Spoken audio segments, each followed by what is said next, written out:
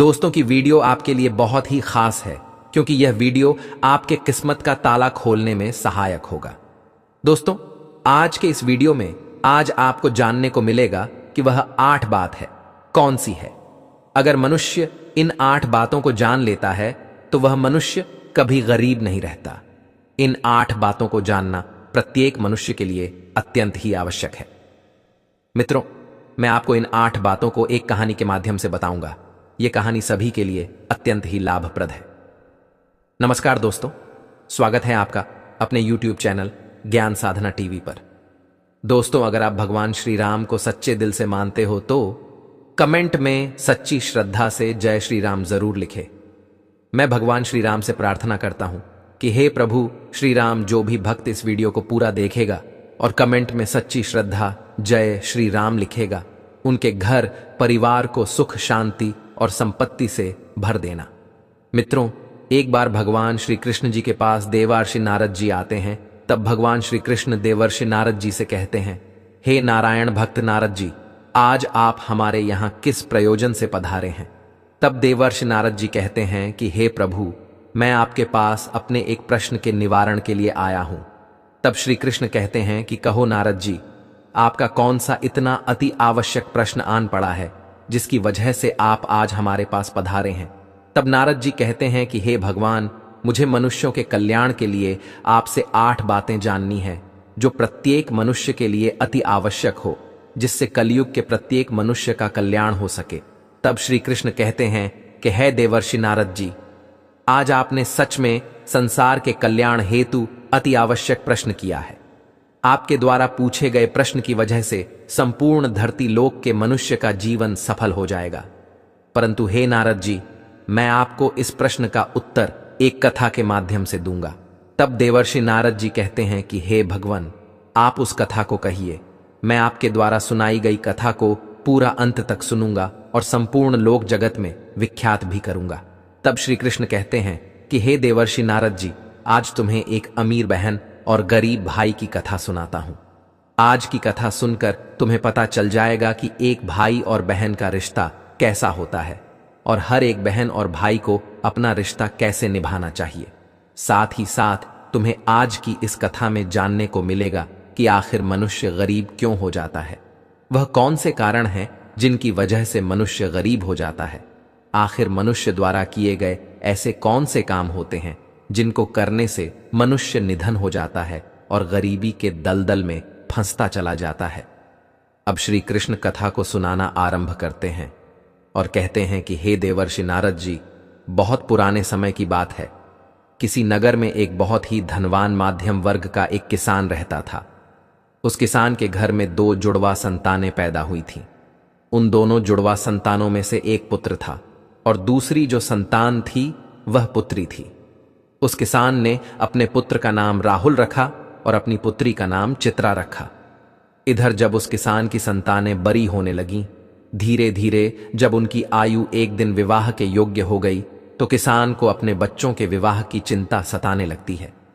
एक दिन किसान किसी कार्य से अपने पड़ोस के एक शहर में जाता है तो वहां पहुंचकर एक व्यापारी का पुत्र उसे पसंद आ जाता है और उस व्यापारी के पुत्र के साथ में वह अपनी बेटी चित्रा का विवाह कर देता है।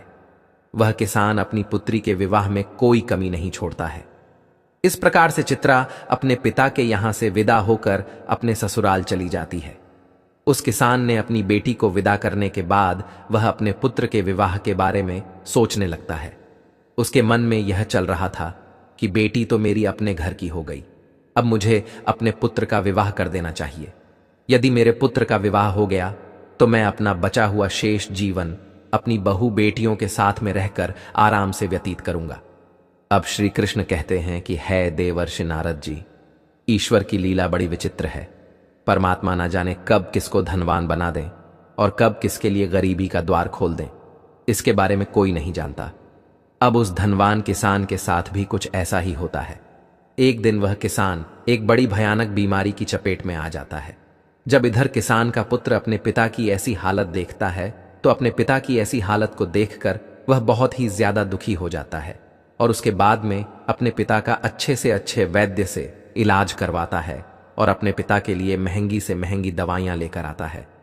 परंतु उसके पिताजी की हालत में कोई सुधार नहीं हो रहा था। धीरे धीरे उस किसान की धन संपत्ति सारी पिता के इलाज में चली गई। इस प्रकार अपने पिता का इलाज कराते हुए उस किसान का पुत्र अब गरीबी के कगार पर आकर खड़ा हो जाता है, परंतु फिर भी पिता की हालत में किसी प्रकार का कोई सुधार नहीं होता। जब कोई भी दवाई उस किसान की बीमारी में काम नहीं करती है, तो एक दिन वह किसान अपने बेटे को अपने पास बुलाता है और अपने बेटा राहुल से कहता है कि हे पुत्र, जब भी कोई काम मनुष्य के सामर्थ्य से बाहर हो जाए या फिर उस काम का कोई समाधान न मिले, तो फिर ऐसे समय में उस काम को ईश्वर के भरोसे छोड़ देना चाहिए। इसलिए पुत्र, अब तुम मेरी चिंता छोड़ो और तुम अब अपने भविष्य के बारे में सोचो। मेरा क्या है, आज नहीं तो कल मुझे इस संसार को छोड़कर जाना ही है, परंतु तुम्हारे सामने तो तुम्हारी पूरी जिंदगी पड़ी है। मैंने तो अपने दिन बहुत ही अच्छे से चाहिए हैं। इसलिए है पुत्र, अब तुम मेरी चिंता करना छोड़ो और अपना विवाह करके अपनी घर गृहस्थी बसा लो। अपने पिता के मुख से इन बातों को सुनकर राहुल एकदम चुप हो जाता है। अब राहुल आखिर बेचारा कर भी क्या सकता था, उसके हाथ में कुछ नहीं था। साथ ही अब उसके घर में जो भी जमा पूंजी थी वो तो उसके पिता के इलाज में सारी की सारी पहले ही खर्च हो चुकी थी। अब राहुल अपने पिताजी से कहता है कि हे पिताजी, जैसा आपके लिए उचित लगे आप वैसा कीजिए। इसके बाद वह गरीब किसान अपने पुत्र की शादी एक गरीब घर की कन्या से करवा देता है, परंतु अब शादी के कुछ दिन बाद ही उस किसान की मृत्यु हो जाती है। इधर पिता की मृत्यु के बाद राहुल अपने पिताजी का पूरी रीति रिवाज से अंतिम संस्कार करता है।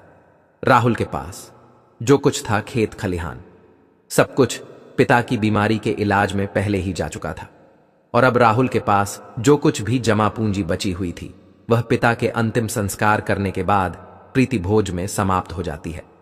इस प्रकार से राहुल अब और भी ज्यादा गरीब हो जाता है। मित्रों, जब राहुल एक दिन बिल्कुल ही कंगाल हो जाता है तो वह गांव के बाहर जाकर अपनी पत्नी के साथ एक झोपड़ी को बनाकर रहने लगता है। राहुल पहले से ही मेहनती तो था ही, अब वह दूसरों के खेतों में मेहनत मजदूरी करके अपना और अपनी पत्नी का पेट पालने लगता है।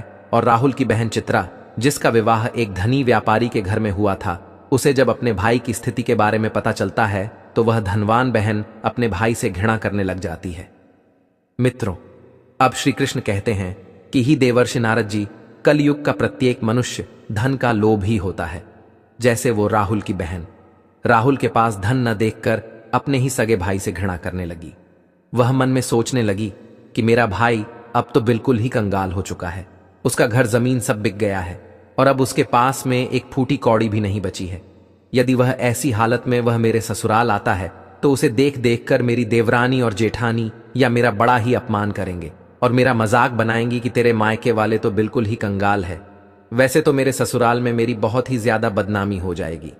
इस कारण से वह चित्रा अपने सगे भाई से रिश्ता तोड़ देती है। वह बहन अपने भाई के लिए इतनी निर्दयी हो जाती है कि न तो चित्रा अपने भाई को अपने ससुराल बुलाती है और ना ही कभी अपने भाई के घर जाती है। अब चित्रा के भाई राहुल को धीरे धीरे अच्छी तरह से पता हो जाता है कि अब मेरी प्यारी सी मुस्कान वाली जो बहन हुआ करती थी, वही बहन आज मुझसे नफरत क्यों कर रही है। इसलिए राहुल भी अपनी बहन के ससुराल कभी नहीं जाता है। इस प्रकार से चित्रा तो बड़े ऐशो आराम के साथ में अपनी ससुराल में अपनी जिंदगी गुजार रही थी, परंतु राहुल मेहनत मजदूरी करने के बाद भी अपनी पत्नी के साथ झोपड़ी में रहकर किसी तरह से अपने जीवन के दिनों को काट रहा था। अब श्री कृष्ण कहते हैं, ही देवर्षि नारद जी, ऐसे ही करते करते कुछ साल गुजर जाते हैं। अब चित्रा की भी संतानें बड़ी हो चुकी थीं। कुछ साल गुजरने के बाद एक दिन राहुल की बहन चित्रा के लड़के का विवाह तय हो जाता है, लेकिन राहुल की बहन चित्रा अपने भाई को निमंत्रण का आमंत्रण नहीं भेजती। जब राहुल को इस बात का पता चलता है कि उसके भांजे की शादी होने वाली है तो इस बात को सुनकर राहुल प्रसन्न हो जाता है और अपनी नही के पास जाकर इस बात की खबर देता है। राहुल की पत्नी का नाम देवयानी था। जब राहुल अपनी पत्नी देवयानी को यह बातें बताता है कि मेरी बहन के बेटे की शादी है और हम सभी को बहन के घर जाना है, अब राहुल की पत्नी को इस बात की जानकारी होती है कि ननद के बेटे की शादी है, तो वह इस बात को सुनकर अत्यंत ही खुश हो जाती है। अब वह सोचने लगती है, चलो इसी बहाने से सही, कम से कम मैं अपनी ननंद से जाकर के मिल तो आऊंगी और उसके घर को देखा होगी। देवयानी खुश होकर अपने पति से कहती है, ही पतिदेव, मैं आपके साथ में जरूर चलूंगी, लेकिन पहले मुझे यह बताओ, क्या हमारी प्यारी ननद ने हमारे लिए निमंत्रण के लिए आमंत्रण पत्र भेजा है या नहीं? अपनी पत्नी के मुख से इन बातों को सुनकर अब राहुल बिल्कुल ही चुप हो जाता है।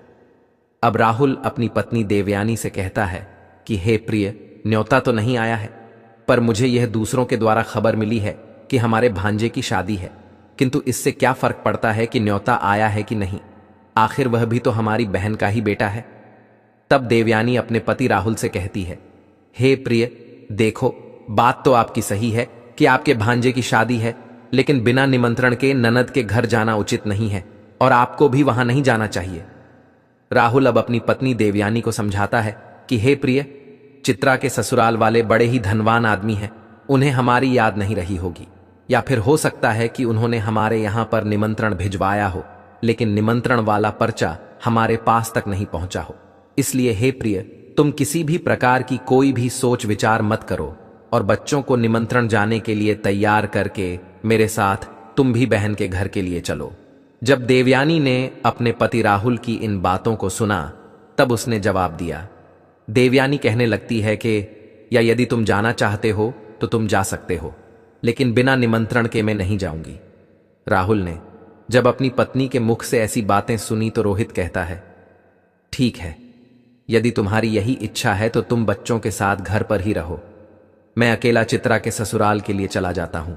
यदि मैं अपनी बहन के ससुराल नहीं गया तो मेरी बहन की देवरानी और जेठानी आप मेरी बहन को ताना मारेगी और कहेंगे कि खर्चा ना हो जाए, इसलिए तेरा भाई नहीं आया।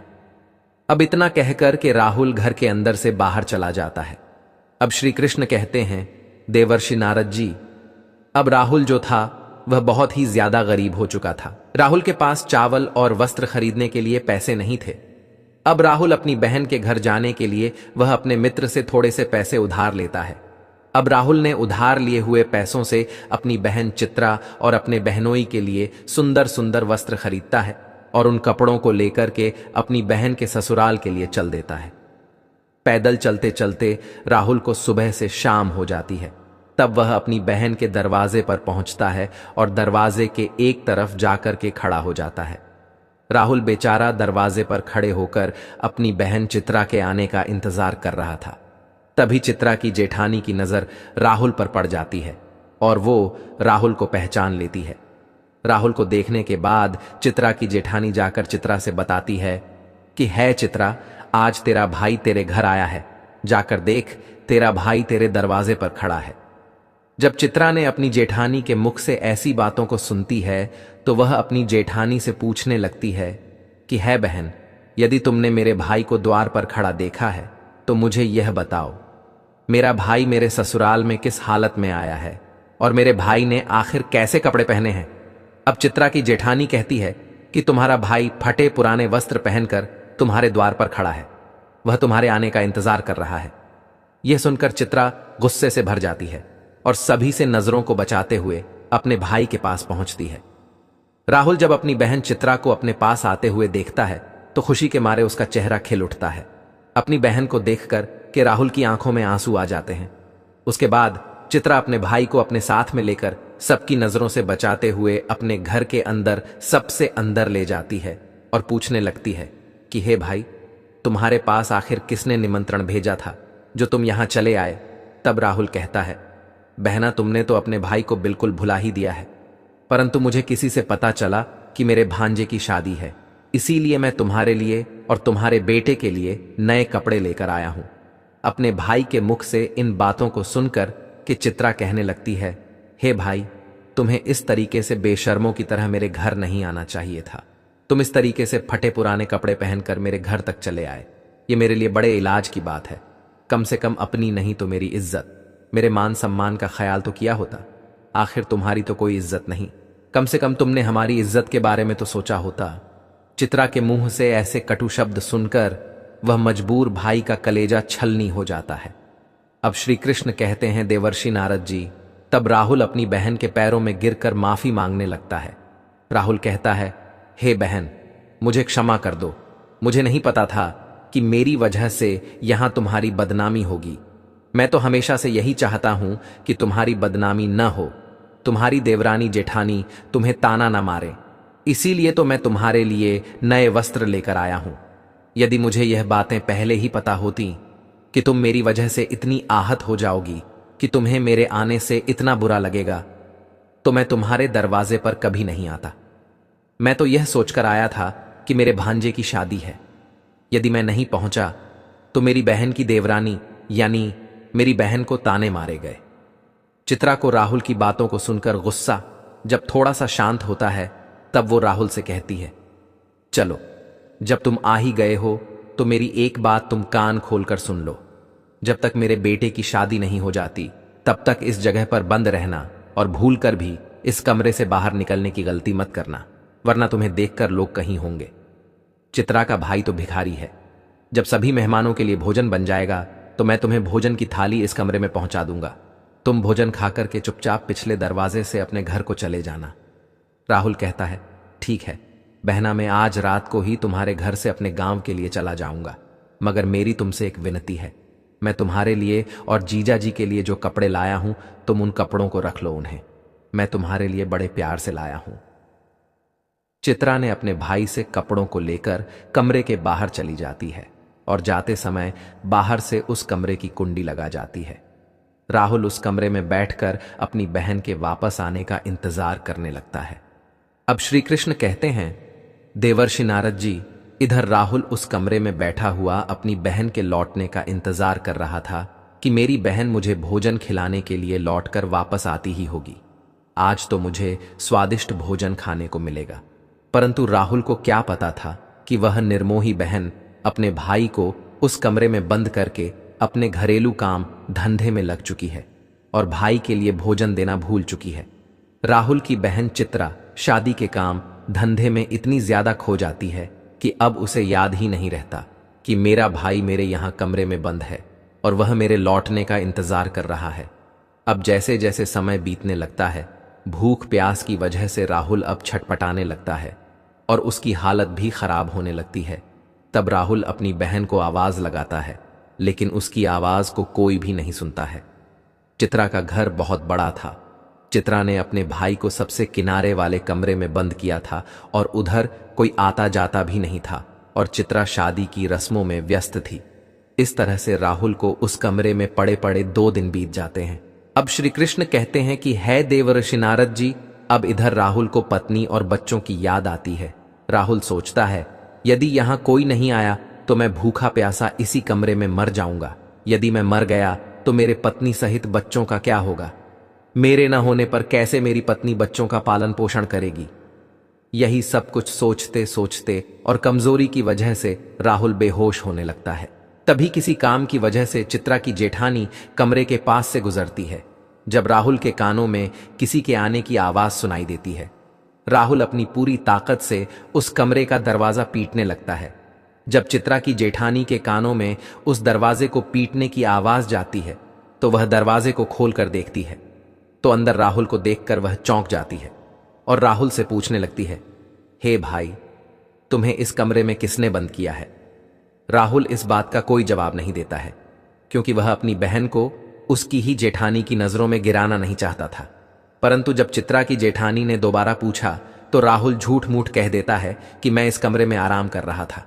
तभी किसी ने गलती से बाहर से दरवाजे की कुंडी लगा दी और मैं इस कमरे में बंद हो गया। बहन, यदि तुम आज नहीं आती तो मेरे प्राण चले जाते। और इतना कहने के बाद राहुल घर के पिछले दरवाजे से चुपचाप बाहर निकलकर चला जाता है। राहुल बेचारा 3 दिन का भूखा प्यासा था। वह चुपचाप अपने घर की तरफ कुचल देता है। अंत में वह चलते चलते काफी दूर निकल जाता है तो भूख प्यास के मारे उससे ठीक से रास्ते पर चला भी नहीं जा रहा था। उसे कदम चलते ही चक्कर आने लगता है। जब राहुल चलते चलते खूब थक जाता है और जैसे ही राहुल का सिर चकराता और वह जमीन पर गिरने वाला होता है, तभी वहां पर कहीं से एक बूढ़ी औरत आ जाती है और वह बूढ़ी औरत राहुल के गिरने से पहले ही राहुल को पकड़ लेती है। अब श्री कृष्ण कहते हैं, ही देवर्षि नारद जी, जब कुछ घंटे बाद राहुल को दोबारा होश आता है तो राहुल स्वयं को एक बूढ़ी औरत की गोद में लेटा हुआ पाता है। बूढ़ी औरत एक पंखा लेकर उसको हवा कर रही थी। होश आने के पश्चात राहुल खड़ा हो जाता है और खड़े होने के बाद में उस बूढ़ी औरत से कहता है, हे मां, तुम कौन हो मित्रों? अब श्री कृष्ण कहते हैं कि देवर्षि नारद जी, जिस बूढ़ी मां की गोद में वह बेचारा राहुल लेटा हुआ था, वह बूढ़ी मां साक्षात देवी मां थी, क्योंकि राहुल की पत्नी सुशीला रोज उस देवी मां की पूजा किया करती थी और पूर्ण श्रद्धा से भाव से देवी मां की भक्ति किया करती थी। इसीलिए जब रोहन चक्कर खाकर के गिरने वाला होता है तो उसी समय पर देवी मां प्रकट होकर रोहन को संभाल लेती है और रोहन का सिर अपनी गोद में रखकर उसे अपनी गोद लेती है। जब रोहन को होश आता है तो वह देवी माता के लिए प्रणाम करके कहता है, हे देवी मां, तुम कौन हो? अब श्री कृष्ण कहते हैं कि ही देवर्षि नारद जी, वह बूढ़ी औरत कहती हैं, मैं एक दुखी हूं और इस जंगल को अपना घर समझकर इस जंगल के बीचों बीच वास करती हो। तब राहुल उस बुढ़िया को प्रणाम करके अपने घर के लिए वहां से चलने लगता है। तभी उस समय पर बूढ़ी औरत कहती है, बेटा, तुम भला कहां से आ रहे थे और इधर कहां को जा रहे हो? तब राहुल बताता है, मां, मेरे भांजे की शादी थी, इसी वजह से मैं अपनी बहन के घर गया हुआ था और इधर मेरा गांव है, मैं इधर अपने गांव के लिए जा रहा हूं। बूढ़ी औरत राहुल से कहती है, बेटा, यदि तुम बुरा ना मानो तो मैं तुमसे एक बात पूछना चाहती हूं। तब राहुल कहता है, पूछो मां, तुम मुझसे क्या पूछना चाहती हूं? बूढ़ी औरत कहती है कि बेटा, यदि तुम अपनी बहन के घर से आ रहे हो, जैसा तुमने मुझे बताया कि तुम्हारी बहन के यहां पर शादी थी, तो फिर तुम खाली हाथ कैसे अपने घर जा रहे हो? क्या तुम्हारी बहन ने तुम्हारे बच्चों और पत्नी के लिए कुछ नहीं भेजा गया? तब उस बूढ़ी औरत के मुख से ऐसी बातों को सुनकर कि राहुल की आंखों में आंसू जाते हैं। राहुल उस बूढ़ी औरत को सारी बात बता देता है।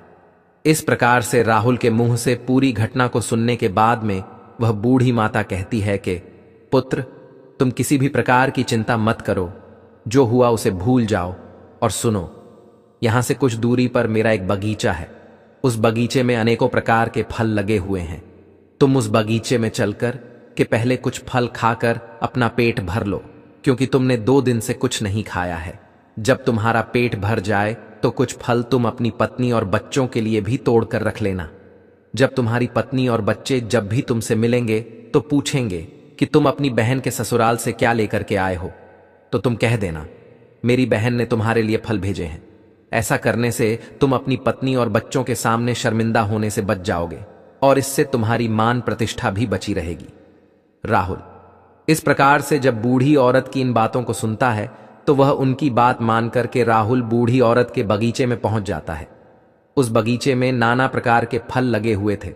तब राहुल उन वृक्षों से फल तोड़कर खाने लगता है और जब उसका पेट भर जाता है तो कुछ फलों को तोड़कर के वह अपने थैले में रख लेता है। ये सब करने के बाद में राहुल उस बूढ़ी औरत से आज्ञा लेकर अपने घर के लिए चलने को तैयार होता है। तो वह बूढ़ी औरत राहुल से कहती है पुत्र, जाते समय तुम मेरी इन 8 बातों को ध्यान से सुनते जाओ, ये तुम्हारे जीवन में बहुत ज्यादा काम आएंगी। मित्रों, अब श्री कृष्ण कहते हैं, हे देवर्षि नारद जी, आपने अभी तक जो कहानी सुनी है कि वह 8 बातें कौन सी है जिसे सबको पता होना चाहिए। अब इस कथा में आपको वह 8 जानने को मिल जाएंगे। अब श्री कृष्ण कथा को आगे बढ़ाते हुए कहते हैं कि इस प्रकार से बूढ़ी औरत जो साक्षात देवी का अवतार थी, वह राहुल को 8 बातें बताती है। उन 8 बातों को सुनकर कि राहुल अपने घर के लिए चल देता है। जब राहुल फलों से भरे हुए उस थैले को लेकर अपने घर पर पहुंचता है, तब राहुल के छोटे छोटे बच्चे और राहुल की पत्नी राहुल के पास आते हैं और पूछने लगते हैं, पिताजी, आप बुआ के घर से आ रहे हो, आखिर बुआ ने हमारे लिए क्या भेजा है? राहुल ने जब अपने बच्चों के मुंह से यह सुना, तब राहुल ने अपने हाथों का थैला अपनी पत्नी को थमा दिया और थैला देने के बाद राहुल घर से बाहर निकलकर चला जाता है। राहुल के जाने के बाद में राहुल की पत्नी जब उस थैले को खोलकर देखती है तो थैले के अंदर का नजारा देखकर राहुल की पत्नी एकदम से हैरान रह जाती है। देवयानी थैले में देखती है कि वह थैला पूरा सोने चांदी के रूप में बने फलों से भरा हुआ है। राहुल जो फल लाया था उसमें से कुछ अनार भी थे। जब राहुल की पत्नी ने अनार को थोड़ा तो अनार के फलों से हीरे निकलते हैं। यह सब देख के राहुल की पत्नी बहुत खुश हो जाती है। भागी भागी अपने पति के पास में पहुंचती है और अपने पति के पास पहुंच करके अपने पति से कहती है कि हे प्रिय, तुम तो शादी में गए थे और आखिर तुम लेकर के आए हो।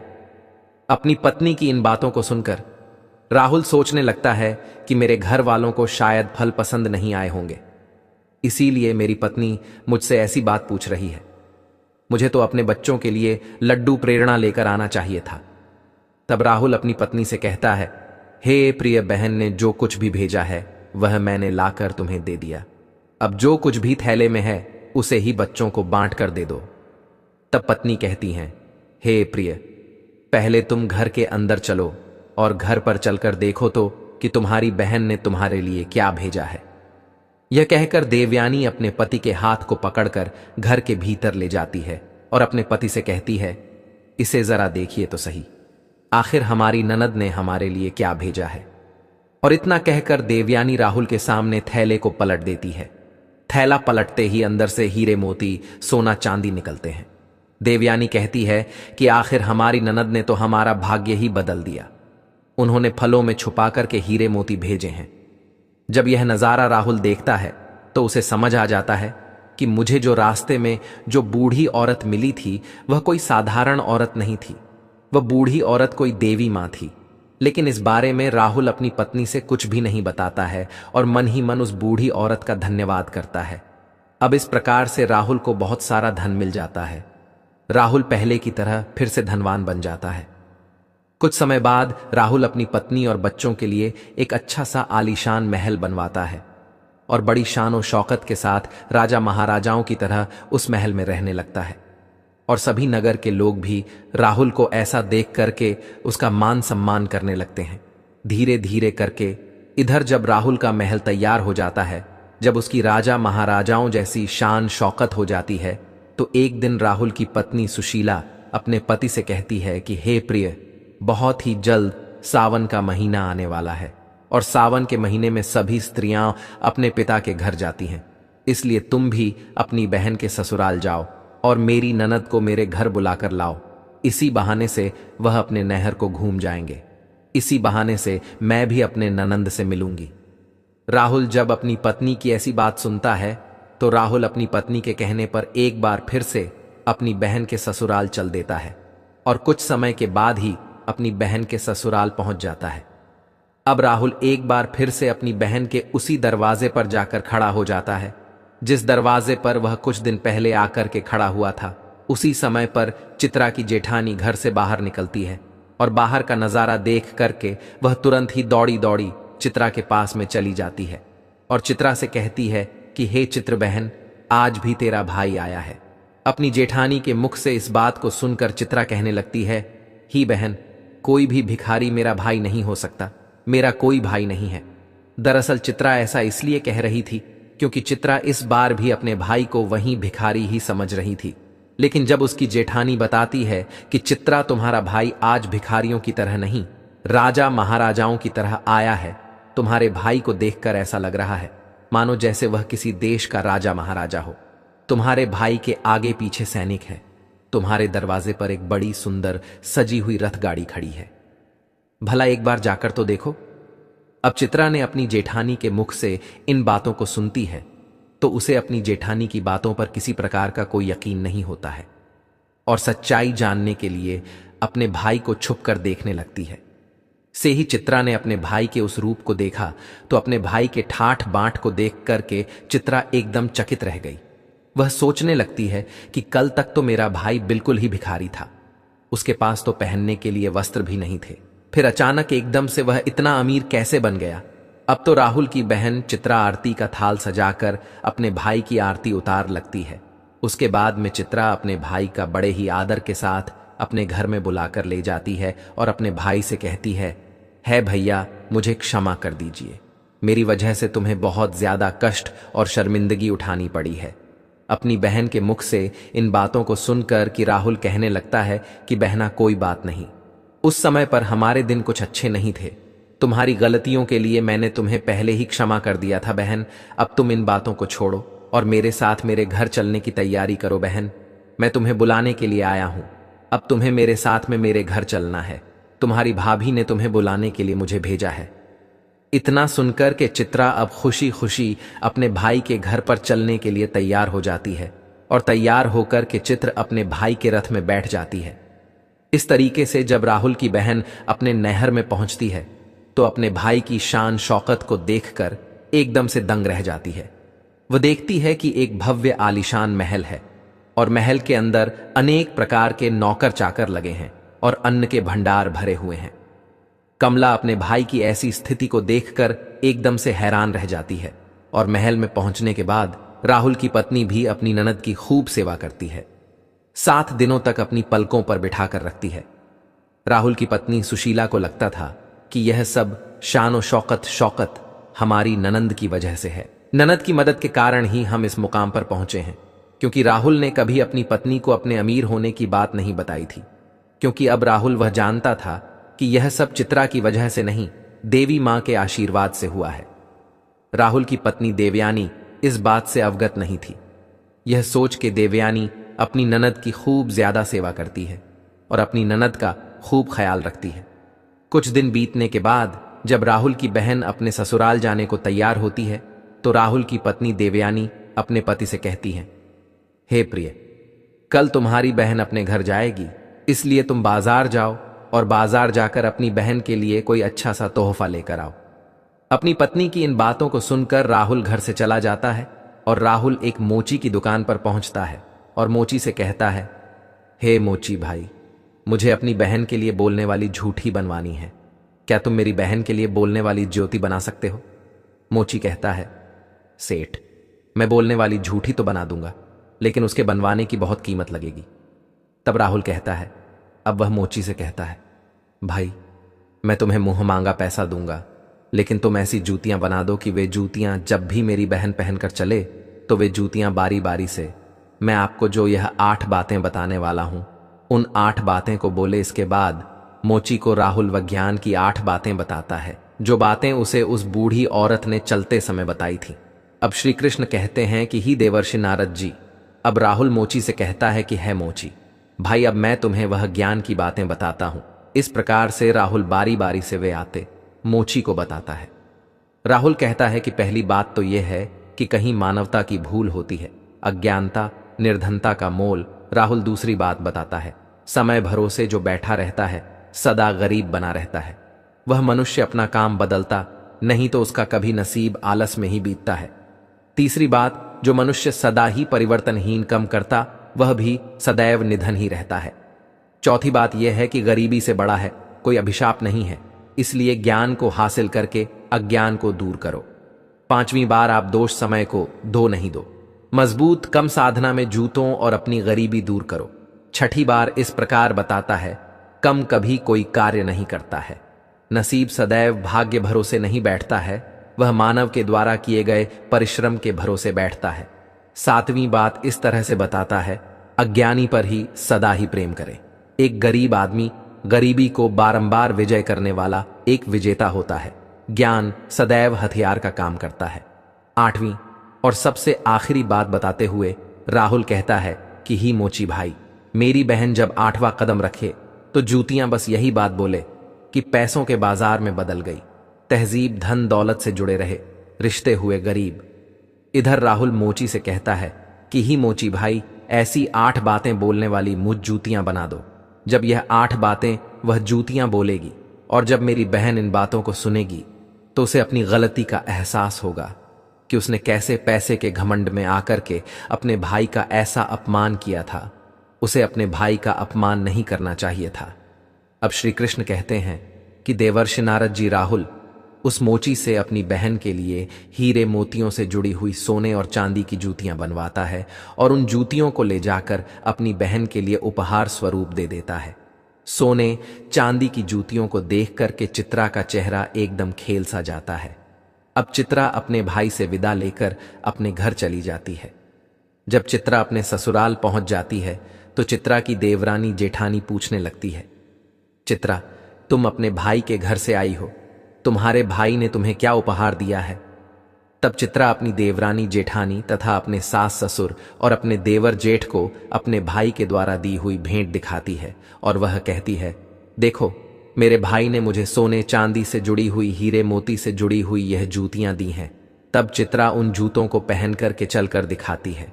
जैसे ही चित्रा उन जूतियां को पहन करके चलती है तो जूतियां बोलती हैं कि पैसों के बाजार में बदल गई तहजीब, धन दौलत से जुड़ रहे रिश्ते हुए गरीब। जब चित्रा इस बात को सुनती है तो उसका सर शर्म से नीचे झुक जाता है और अपने भाई को याद करके एकदम से रोने लगती है। जब चित्रा का ऐसे लटका हुआ मुंह उसकी देवरानी जेठानी देखती है तो वह पूछती है कि चित्रा, आखिर क्या हुआ जो तुम अचानक से रोने लगी? तो चित्रा अपनी देवरानी और जेठानी को सारी बातें बताती है कि है बहन, मैंने पैसों के घमंड में आकर अपने भाई को कितना भला बुरा कहा था। मैंने अपने भाई के एक गिलास पानी तक नहीं पूछा था। आज देखो मेरे भाई ने मुझे कितनी कीमती जूतियां बनवा कर दी हैं। अब तो मुझे अपने आप से घृणा होने लगी है। मैं तो जीना नहीं चाहती। तभी चित्रा की जेठानी उसे समझाने लगती है कि ही बहन, जो भी कुछ हुआ उसे भूल जाओ। आगे से याद रखना, कभी किसी के साथ में ऐसा बर्ताव मत करना, क्योंकि जो व्यक्ति धन दौलत का घमंड करता है उससे माता लक्ष्मी हमेशा के लिए दूर चली जाती है। इसलिए मेरी यह बातें तुम सदा याद रखना। और इस तरीके से चित्रा की जेठानी चित्रा को समझाती है, जिससे अब चित्रा भी प्रेम व्यवहार के साथ सबसे पेश आने लगी थी। अब श्री कृष्ण कहते हैं, हे देवर्षि नारद जी, अब तो तुमको वह 8 बातें पता चली गई होंगी। वह अगर प्रत्येक मनुष्य को पता चल जाए तो वह कभी गरीब नहीं रहता। अब देवर्षि नारद जी कहते हैं कि हे प्रभु, मुझे अभी भी नहीं पता चल पाया है, कृपया स्पष्ट बताने की कृपा करें। अब श्री कृष्ण कहते हैं, ठीक है देवर्षि नारद जी, मैं तुमको बताता हूं कि वह 8 बातें कौन सी है जिन्हें जानने के बाद मनुष्य कभी गरीब नहीं रहता है। पहली बात, जो व्यक्ति रात्रि के समय रसोई में झूठे बर्तन रखता है और खाने पीने की चीजों को बर्बाद करता है, ऐसा व्यक्ति बहुत ही जल्दी निधन हो जाता है। दूसरी बात, जिस घर में घर की स्त्रियों का अपमान होता है, स्त्रियों की इज्जत नहीं की जाती, उस घर में देवी लक्ष्मी ज्यादा दिनों तक नहीं रुकती। तीसरी बात, जिस घर की स्त्रियां सूर्यास्त होने के बाद अपने घरों में झाड़ू लगाती है, चूल्हा चौका करती है, ऐसे परिवार के लोग बहुत जल्दी गरीब हो जाते हैं। चौथी बात, जिस घर परिवार में पैसों की कदर नहीं की जाती, बेफिजूल कार्यों में पैसे बर्बाद किए जाते हैं, ऐसे घरों से भी माता लक्ष्मी रूठ कर चली जाती है। पांचवी बात, जो लोग पैसे आने के बाद में उस पैसे से दूसरों के मान प्रतिष्ठा को ठेस पहुंचाते हैं या फिर अपने धन के बलबूते पर दूसरे लोगों को परेशान करते हैं, ऐसे लोगों के घरों से भी माता लक्ष्मी बहुत जल्दी चली जाती है। छठी बात, जिस घर के लोग अपने कर्तव्यों का पालन नहीं करते, जो अपने कार्यों को कल पर टालते रहते हैं, उन लोगों के घरों से भी माता लक्ष्मी रूठ जाती है। सातवीं बात, जिस घर परिवार के लोग अपने से बड़े लोगों की इज्जत नहीं करते, अपने से बड़ों का कहना नहीं मानते या फिर अपने से बड़ों से कटु शब्द बोलते हैं, ऐसे लोगों को भी गरीबी का सामना करना पड़ता है। वह भी निर्धनता के हकदार होते हैं। आठवीं और अंतिम बात, जिस घर में परिवार के लोग अपने मेहमानों का सम्मान नहीं करते, अपने मेहमानों का आदर भाव नहीं करते या फिर अपने दरवाजे से किसी भी मनुष्य को खाली हाथ लौटा देते हैं, ऐसे लोगों के यहां से भी माता लक्ष्मी नाराज होकर चली जाती है। अब जो भी मनुष्य इन 8 बातों को हमेशा गांठ में बांध कर रखता है, उसका भाग्य उसी तरह से उज्जवल हो जाता है जैसे राहुल का भाग्य उज्जवल हुआ। अब श्री कृष्ण कहते हैं, ही देवर्षि नारद जी, अब तो आपको आपके प्रश्न का उत्तर भी मिल गया होगा और उन 8 बातों के बारे में भी पता चल गया होगा। तब देवर्षि नारद जी कहते हैं, हे माधव, आपके आशीर्वाद से मुझे सब कुछ मालूम हो गया है। आपका मुझे इस प्रकार का ज्ञान देने के लिए शत शत नमन मित्रों। इस प्रकार माया का कभी घमंड नहीं करना चाहिए। ईश्वर न जाने कब किसके लिए गरीब का द्वार खोल दें और कब किसके लिए अमीरी का द्वार खोल दें, इस बात को किसी को पता नहीं है। यह बात उस मनुष्य के समझ में भी आ जाती है कि पैसों के घमंड में आकर कभी भी किसी का अपमान या अनादर नहीं करना चाहिए। तो मित्रों, मैं आशा करता हूं आपको हमारे वीडियो के द्वारा दिया गया ज्ञान अच्छा लगा होगा। मित्रों, अगर आपको यह वीडियो अच्छा लगा होगा तो वीडियो को लाइक करें और हमारे चैनल ज्ञान साधना टीवी को सब्सक्राइब करके, अगर आप श्री राम जी के सच्चे भक्त हैं तो कमेंट में सच्ची श्रद्धा से जय श्री राम जरूर लिखें। धन्यवाद।